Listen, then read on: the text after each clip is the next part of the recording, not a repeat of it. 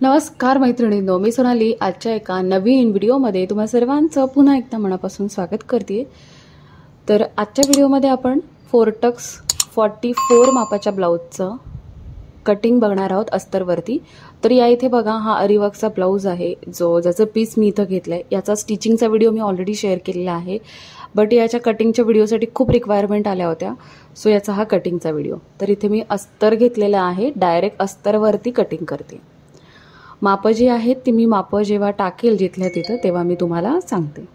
Double fold अस्तर आहे आणि बंद बाजूकडून मी इथे मापं टाकायला सुरुवात करते। सर्वात पहिल्यांदा अस्तर सरळ केला बॉटमने, उंचीमध्ये 1 इंच जास्त घेतलाय, जसं की शिलाई मार्जिन 15 आहे उंची, 16 घेतलाय। लाईन आखून घेतली। शोल्डर जे आहे ते मी 6 इंच टाकलेला आहे। त्यानंतर मुंढा जो आहे तो सुद्धा मी 6 इंच घेतलेला आहे। आता मुंढा राऊंड प्रमाणे आपल्याला इथे मुंढा टाकायचा असतो। 44 साठी बऱ्याचदा 6 किंवा 6.5 दोन्हीपैकी कुठलाही तुम्ही घेऊ शकता।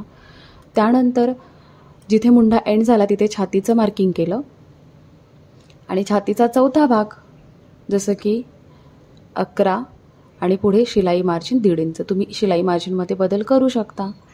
त्यानंतर कमरेचा चौथा भाग, पुढे 1 इंच बॅक साईडला टक्स आणि त्यापुढे शिलाई मार्जिन। मुंढ्याला पाठीमागचा जो भाग आहे 1.25 इंचावरती आकार देऊन घ्यायचा। हा झालाय पाठीमागचा भाग।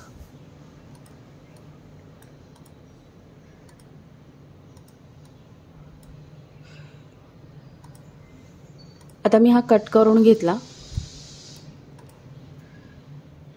कट केल्यानंतर हा भाग आहे असा मी आखून घेतला, पण हुक आय पट्टीच्या बाजूला 1 इंच सोडलेला आहे, 1 ते 1.5 इंच, आणि फिटिंगच्या बाजूला 1 ते 1.5 इंच अशा पद्धतीने ठेवलंय। जसं आहे तसा मी मार्क करून घेतला। त्यामधून योकपट्टी जेवढी येणार आहे तेवढी वजा केली आणि उंचीमध्ये 1 इंच वाढवून घेतलं। म्हणजे बघा, पाठीमागे जर आपण 16 घेतोय, समजा 15 इंच उंची आहे तयार, तर पाठीमागे आपण 16 इंच घेतोय, तर पुढे आपल्याला 17 इंच घ्यायचं आहे शिलाई मार्जिन 1 इंच धरून। तर अशा पद्धतीने 17 इंचावर मार्क करून त्यातून योकपट्टी जी आहे ती मी वजा केली आहे। तर तिथे मार्क केलाय। त्यानंतर गळारुंदी जी आहे ती आपण 2.5 इंच घेतोय। 40च्या पुढे नेहमीच आपण 2.5 इंच गळारुंदी घेतो आणि शोल्डर पट्टी जितकी हवी त्यामध्ये 1.5 इंच शिलाई मार्जिन ॲड करून जेवढी आहे तेवढी शोल्डर पट्टी। आता इथे मी पुढच्या मुंढ्याचा 0.5 इंचावर आतमध्ये आकार देते।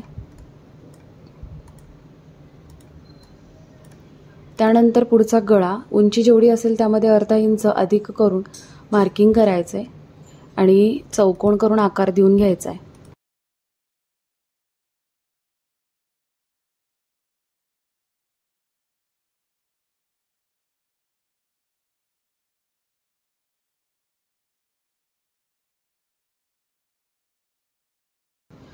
तर इथे पहा, योकपट्टीसाठी जो एक्स्ट्रा भाग होता त्यावरती मी काट मारले, कारण ते कन्फ्युजन होऊ नये म्हणून, आणि ती हुकाय पट्टीला मी एक आकार देऊन घेतला।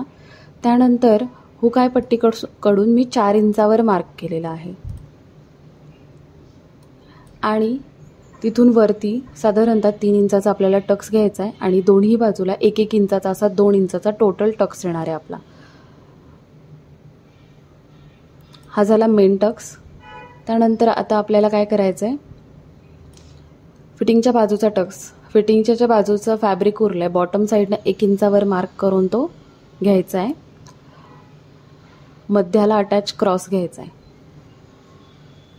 त्यानंतर आता जे शिलाई मार्जिन आपलं 2 इंच आपलं तिथे जाणार आहे, 1 इंच आपण हुकाय पट्टीच्या इकडे वाढवायचं आणि त्याच्या बाहेर आपल्याला 1.5 इंच शिलाई मार्जिन वाढवायचं आहे हुकाय पट्टीसाठी। त्यानंतर परत दुसरं जे 1 इंच शिलाई मार्जिन आहे ते फिटिंगच्या बाजूला वाढवायचं आणि मुंढ्यातला एक टक्स जो आहे तो एक मार्क करायचा। तर मेन टक्सपासून साधारणतः 3 इंचापर्यंत तो टक्स तुमचा आला पाहिजे। आणि हुकाय पट्टीचा टक्स जो आहे तो त्याचा सेंटर काढून घ्यायचा असतो आपल्याला, जसं की बघा तुम्ही सेंटर काढायचा आणि हा अशा पद्धतीने तिथला टक्स येणार आहे मेन टक्सपासून 1.5 इंच अंतरावरती। असं झालेलं आहे आपलं मार्किंग पूर्णपणे रेडी।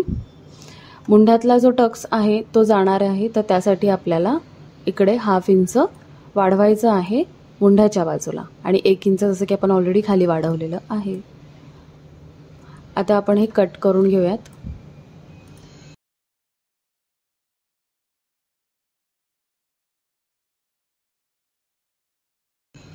पूर्ण भाग मी कट करून घेतलाय. आता योगपट्टी मार्क करायची, बॅक पार्ट ठेवायचा तिथे, बॅक पार्टच्या नुसार योगपट्टी मार्क करायची. नंतर आपण एक्स्ट्रा आली तर ती कट करतोच. तर इथे मी बॅक पार्ट ठेवला आणि मार्क करून घेतले लेफ्ट आणि राईट साईड. त्यानंतर उंची आपण 2 इंच ठरवली होती योगपट्टीची, तेवढी वजा केली होती. तर ह्यामध्ये आपण 1 इंच शिलाई मार्जिन उंचीमध्ये वाढवणार आहोत आणि वरती योगपट्टीचा आकार देऊन घ्यायचा 1 इंचावरती. सो टोटल आपली योगपट्टी झालेली आहे 3 इंचाची आणि पुढे आपण वाढवलेला आहे. सो योगपट्टीसुद्धा मी कट करून घेतली. तर बघा, दोन्ही साईडला डाट केल्यानंतर बरोबर आपली योगपट्टी मधात बसणार आहे. आता घेऊयात बाही कटिंगला. जी काही उंची आहे त्यामध्ये 1 इंच प्लस करायचं. डबल फोल्ड फॅब्रिक घेतलंय. त्यानंतर मुंडा खोली मी 3.5 इंच घेतलेली आहे.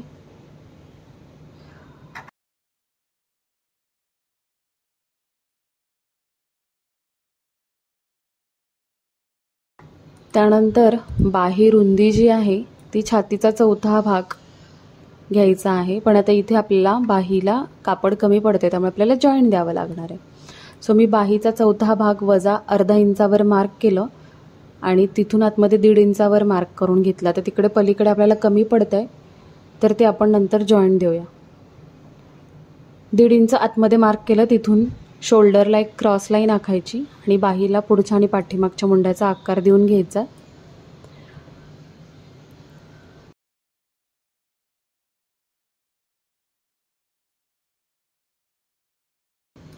त्यानंतर दंडघेर जो काही असेल त्याचा अर्ध आणि पुढे 1.5 इंच शिलाई मार्जिन अशा प्रकारे मी इथे मार्क केलंय. आणि पुढे जे काही आपल्याला द्यायचं आहे एक्स्ट्रा मार्जिन, जे काही आपलं फॅब्रिक उरत नाही आहे तिथे जॉईंट द्यायचं, तिथे मी फॅब्रिक ठेवून मार्किंग करून तुम्हाला दाखवलेलं आहे. सो ते फॅब्रिक मी घेईन मार्किंगला. आणि आता मी ही बाहीसुद्धा कट करून घेते. तर आपलं झालेलं आहे 4 टक्स ब्लाऊजचं पूर्ण 44 मापाचं कटिंग. आता फॅब्रिकवरती ठेवताना सिंपल पद्धतीने बॅकच्या ठिकाणी बॅक काढायचा आहे. पॅटर्न असेल तर पॅटर्नप्रमाणे करायचं आहे. तर मी डबल फोल्ड घेऊन बॅक पार्ट कट केला. त्यानंतर स्लीव्ज समोरासमोर ठेवून दोन्ही स्लीव्ज कट केलेल्या आहेत. आणि त्यानंतर फ्रंट पार्ट आणि योगपट्टी. जर तो डबल ठेवलं तर आपल्याला हे व्यवस्थित कटिंगला फॅब्रिक पुरतं. तर हा आजचा व्हिडिओ इतकाच. 44 मापाच्या 4 टक्स ब्लाऊजचं संपूर्ण कटिंग इन डिटेलमध्ये सांगितलं आहे. मुंढा शोल्डर किती घेतलं आहे आणि मापाप्रमाणे व्यवस्थित कटिंग जर केलं तर ब्लाऊज परफेक्ट बसणार आहे. त्यासाठी शिलाई पण तुमची परफेक्ट येणं अपेक्षित आहे. याचा शिलाईचा व्हिडिओ मी ऑलरेडी शेअर केलेला आहे.